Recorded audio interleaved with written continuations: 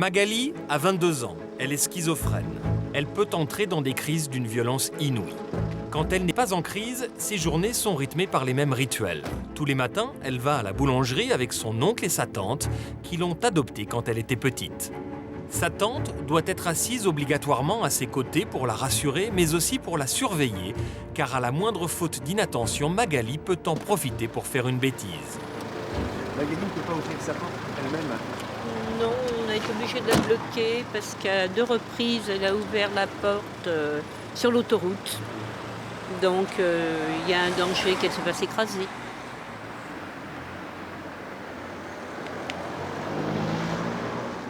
À la boulangerie, c'est Magali qui demande le pain, mais ce n'est pas elle qui paie.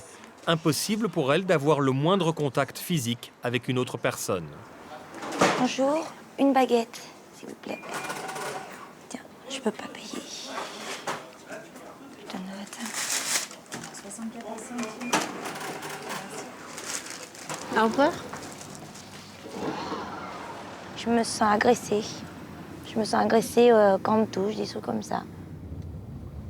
Depuis qu'elle est schizophrène, Magali vit en permanence dans l'angoisse. Depuis que j'ai cette maladie, c'est vrai que donc, il y a du monde autour. J'ai peur qu'on me regarde, peur du regard des gens. Quand on me regarde, c'est comme si on allait me tuer, des trucs comme ça, quoi. La foule, le bruit, les grands espaces, faire les courses dans un grand magasin sont des épreuves épouvantables pour elle. Un acte aussi banal peut déclencher une crise d'hallucination. Dans le magasin, je vois des gens derrière moi, je me retourne et j'entends Magali, des gens qui m'appellent. J'ai eu des hallucinations terribles. Je me trouvais dans un magasin de sport et à ce moment-là, j'ai vu un monsieur qui avait un pistolet dans la main et je me croyais dans une prise d'otage, dans un attentat. Donc moi, la première chose à faire, je dis à ma tante, on peut partir parce que j'ai l'impression qu'il va prendre en otage tout le monde et moi, je serais partie, je serais sauvée, quoi. Ce qui semble étrange, c'est qu'elle est totalement consciente que ce sont que des hallucinations. Sur le moment même. Dans les 5 minutes qui suivent, oui. Alors là, c'est jus de fruits. Ouais, j'ai cherché mes jus de fruits, j'y vais. Tu restes là, par contre, hein. Oui, je reste là. Exceptionnellement, Magali s'éloigne de quelques mètres de sa tante. Pour elle, c'est un exploit.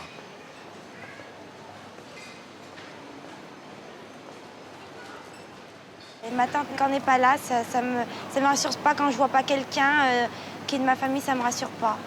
Et pourtant, vous avez fait cet effort. Je l'ai fait, ouais. Mais ça a été dur, j'ai vite couru. J'ai vite couru.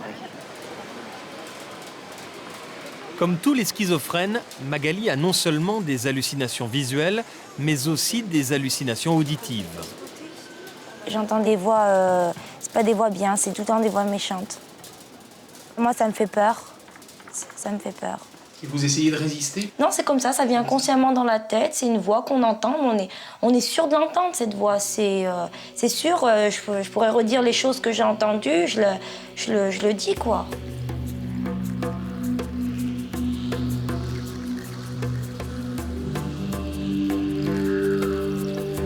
Tout a commencé lors d'un séjour en Grèce. Magali avait 17 ans.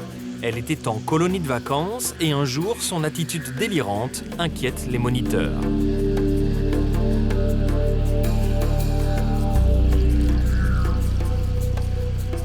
Elle avait mis sa vie en danger en Grèce, donc on l'a fait rapatrier. Et quand elle est arrivée en France, on n'a plus reconnu Magali du tout. Elle était partie joyeuse, elle est revenue totalement, les yeux vitreux, elle ne nous regardait plus, elle se mettait à hurler. Quand elle arrivait à la maison, elle n'a pas pu du tout rentrer dans la salle de bain, impossible. Et ça a été comme ça, des hurlements, des cris continuels pendant des heures et des heures et des heures. Donc le lendemain, on est allé voir une psychiatre privée. Et qui, dès qu'elle l'a vu, nous a dit « Vous allez tout de suite sur l'hôpital psychiatrique ». Quelques signes avant-coureurs auraient dû alerter sa famille.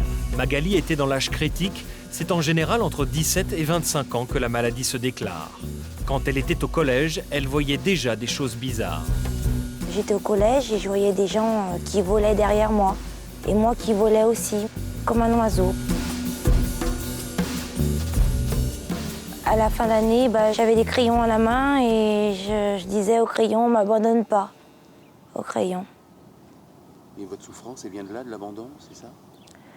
Oui, l'abandon, pas mal de choses aussi, du passé. L'abandon. La vie de Magali est ponctuée de blessures et de fêlures. Il y a 20 ans, elle faisait la une des journaux. Délaissée par ses parents à l'âge de 3 ans, elle est ballottée de famille d'accueil en foyer d'enfance. Elle est ensuite recueillie par son oncle et sa tante.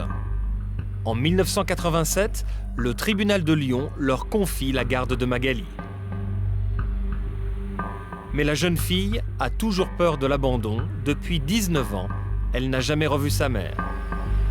J'aimerais bien la rencontrer un jour et puis lui dire toute la souffrance que j'ai endurée pendant toutes ces années.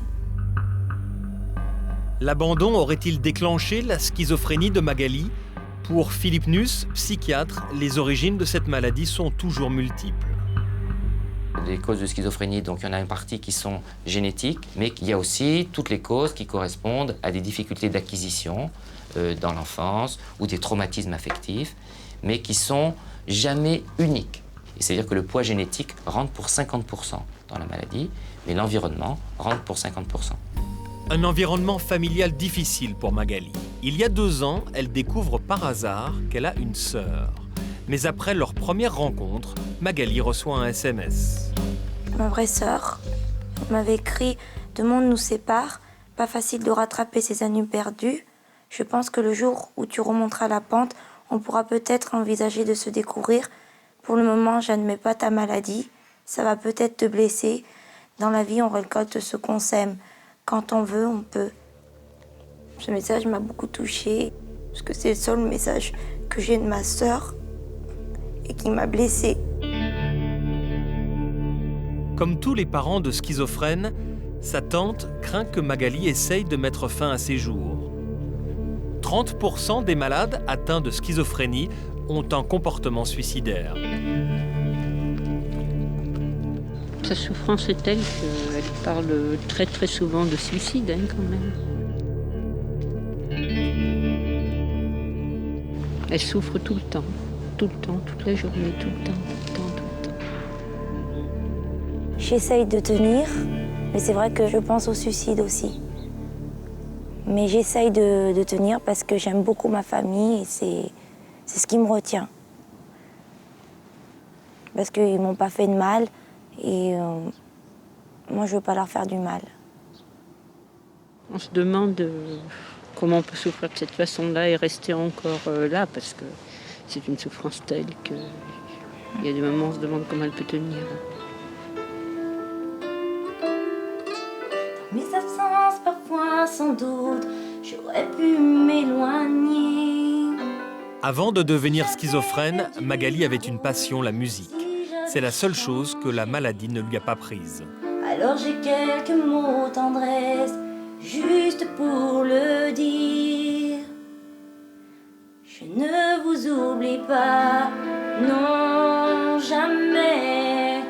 Vous êtes au creux de moi. Quand je suis mal, quand ça ne va pas et j'ai besoin de libérer, je le fais passer par la musique. Toutes mes émotions, je les fais passer par la musique. C'est un moyen de m'exprimer, un moyen de lâcher ce que j'ai au fond de ma souffrance, quoi. Et je le fais passer à travers les notes de musique. Alors mes bonheurs, mes déchirures se partagent avec vous. C'est notre histoire à nous. Je ne vous oublie pas. Mais la musique ne parvient pas toujours à calmer Magali. Elle peut entrer en crise à n'importe quel moment. Des crises violentes qui terrorisent toute la famille. À chaque repas, c'est Magali qui impose le menu. À la moindre contrariété, elle peut entrer dans une rage folle. À table, elle veille à ce que tout le monde finisse son assiette, particulièrement sa cousine Sylvie, sa principale victime. J'aimerais bien des fois être moins servie ou je sais pas, des fois j'ai moins faim que d'habitude, hein, c'est comme ça. Si on n'a pas faim, on est obligé de manger de toute Mais façon. il faut quand même que mon assiette soit quand même potable, quoi, que j'ai quand même quelque chose dans mon assiette. Donc il faut que je mange tout, et puis il faut que je finisse en plus l'assiette. Donc en fait, des fois, je suis obligée. Mais Sylvie, vous craignez ça, vous craignez de pouvoir déclencher, en fin de compte, une crise si vous Oh, mangez. mais de toute façon, je le sais, que je vais la déclencher, la crise. Si vous ne mangez pas. Ah oui, je sais. Mais ce n'est pas tout. Après le plat de résistance, Magali choisit aussi le dessert de sa cousine. Cette semaine, c'est compote et rien d'autre. J'avais dit des fruits. Quand tu me dis des fruits, Oui, tu mais m'as dit t'en as pris déjà la semaine dernière. Donc tu vas reprendre encore des fruits cette semaine. Tu peux prendre Faut avouer. le dessert. il y a Donc, plein de trucs en allez, on dessert. a dit, j'aime pas les yaourts, je suis pas très yaourt, je suis pas très dessert en vérité. Toi aussi, t'aimes bien des bons desserts des fois. Pourquoi vous ne décidez pas, Sylvie, de ne plus prendre de dessert? Bah parce que c'est impossible, parce que il faut que j'ai mon dessert le midi. Pour la rassurer. Pour la Magali, elle a rassurer, besoin d'être rassurée. Magali. Ça me rassure qu'elle a un dessert, qu'elle mange quelque chose. Mais ce qu'elle comprend pas, c'est qu'elle a passé une période, elle avait beaucoup maigri et ça m'avait fait du mal à l'intérieur. Qu'est-ce que tu voyais quand tu voyais Sylvie mince? Bah, je vois des fantômes ou des morts, des gens morts ou des fantômes. À chaque fois. Ouais. C'est dur, hein, Sylvie, pour vous. Bah oui, c'est dur quand même. On essaye toute la journée d'apaiser les choses. Voilà. On passe essaye notre temps, tout le temps.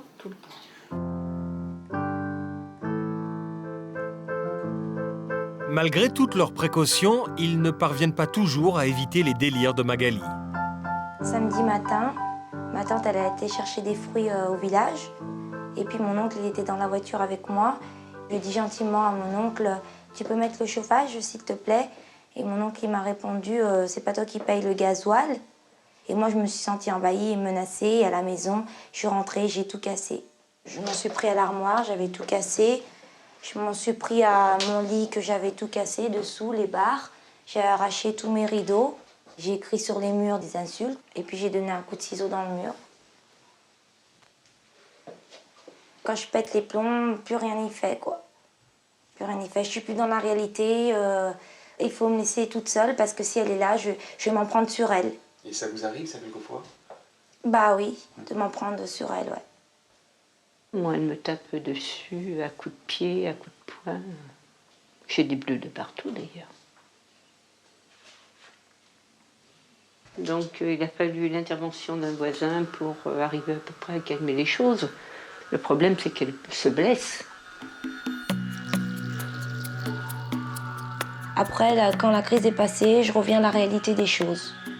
Et je comprends ce que j'ai fait. Je me dis, c'est pas bien du tout ce que tu as fait. J'essaye de reanalyser ça chaque jour et je m'en veux, quoi. Je m'en veux. Auparavant, sa tante travaillait sur les marchés, mais Magali l'appelait toute la journée au téléphone. Elle a dû abandonner son travail, elle le regrette aujourd'hui. Depuis que j'ai arrêté de travailler, la maladie de Magali s'est un petit peu aggravée. Parce que maintenant, elle vit dans un huis clos complet. Ça veut dire qu'on est tous là avec elle, on s'occupe que d'elle et ce n'est vraiment pas bon en ayant sa maladie. Vous vous sentez responsable? Ah oui, un petit peu, oui, bien sûr. Même si on nous dit de ne pas l'être, on l'est. Qu'est-ce que vous auriez pu faire? Ne pas la couver comme on l'a fait. La pousser sans arrêt, aller dehors, la pousser. Parce qu'on se rend compte que maintenant, 5 ans après, quand même, sa vie, elle est entre parenthèses. Elle ne vit pas, elle survit. Quand on a 22 ans, on a envie de faire comme les autres personnes de 22 ans.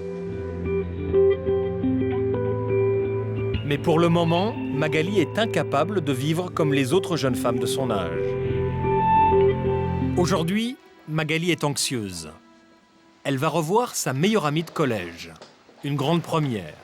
Voilà 6 ans que Magali a coupé les ponts avec tous ses amis d'enfance.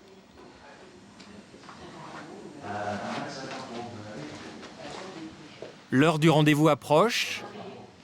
Pour supporter l'angoisse, Magali est obligée de prendre des calmants.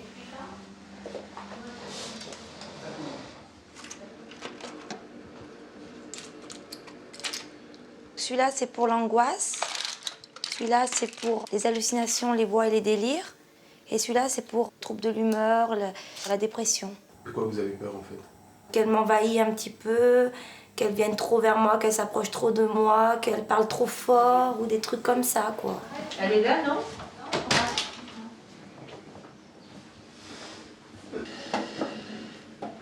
Ah, Corinne, ça bien. Ah, mais t'es toute belle en plus. Ouais. Corinne a continué ses études. Elle est étudiante en 2e année de commerce. Magali, elle, a dû abandonner l'école en 3e. Depuis, sa vie s'est arrêtée. Je pensais que c'était celui d'Amiens. Son seul et unique sujet de conversation, la maladie dont elle ne parvient pas à sortir. J'ai changé mon traitement, là. C'est vrai, t'as Ouais. fait notre traitement. Ah ouais. Parce que j'ai passé une sale période de crise, d'hallucination, tout ça. Elle a eu 3 Là, mois, j'ai pareil, changé. C'est une sale maladie, c'est une galère. De toute façon, j'ai dit, il faut que tu sois forte. Ouais, ouais.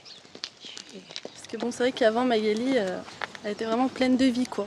Je veux dire, on a fait aller son coup.